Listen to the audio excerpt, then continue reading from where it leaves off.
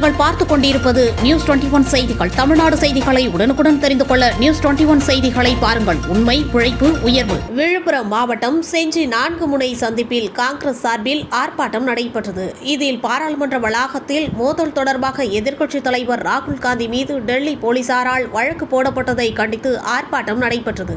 செஞ்சி நகர தலைவர் சூரியமூர்த்தி தலைமை தாங்கினார். செஞ்சி வட்டார தலைவர் சக்திவேல் முன்னிலை வகித்தார். ஆர்ப்பாட்டத்தில் மத்திய அரசை கண்டித்து கோஷங்கள் எழுப்பி ஆர்ப்பாட்டத்தில் ஈடுபட்டனர்.